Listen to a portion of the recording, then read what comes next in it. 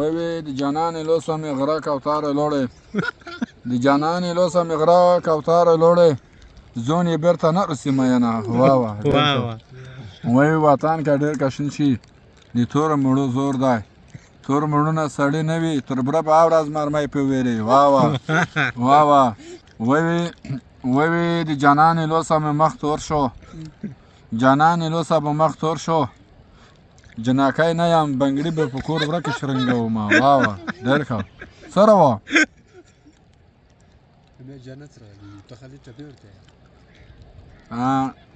بل شعر دی وی مینه مې ملنګ شوه مینه مې ملنګ شوه وی په ښکلې لوسه مې زړګی وړ واه ډېر ښه پول پرس نړۍ ته پته ولګېږي دا کوم ځای دی؟ کوم ځای؟ ګربز منطقې ته نن راغلي یو په شګره کې ساخ باران دی مساله د فضلونه وکړي شین چای یکه دی خجیره یکی دی ایل والا چای یه تا کنه رو بټو ما کې بس اعلی پیدا کړي اعلی ته مسافر دی پوه شوې یا پیچا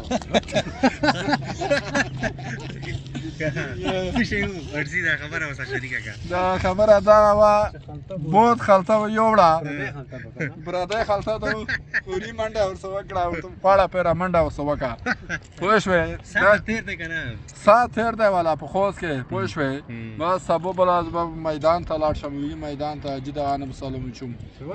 موږ سره د څنګه ساعت تېر دی میدان ته موږ ملګرو سره د څنګه دی ساعت تېرېږي که نه ولا ماشاءالله مرګلی سم ولا ساعت تېر دی تو سب ولا زما خپله ساعت تېر دی زنګ یو به رسه زه خو ګایز ورغلم بس دوی وی بس مثلا دماغ لږ سوړه کو لږ به د ګربزو سحا وکړو څه رقم سحا دی څه رقم خال کې دي سحا دې خوښه شوه سحا مې خوښه شوه والا ماشاءالله خل پلونه جوړ دي خوست خو ډېره لوی ستر مرکز دی باراني موسم دی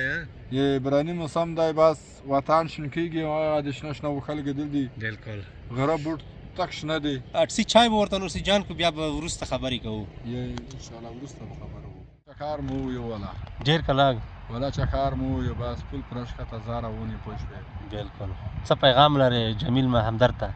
جمیل همدرد ته دا پیغام لرم بس نور د دا مزدګرای دی صبح یه نور به درده سو ساعت تېر شو ساعت تېر شو شین چای دې نوشي جان که شین چای مې نوشي جان کو انشاءالله تو کال په خدای پول پرش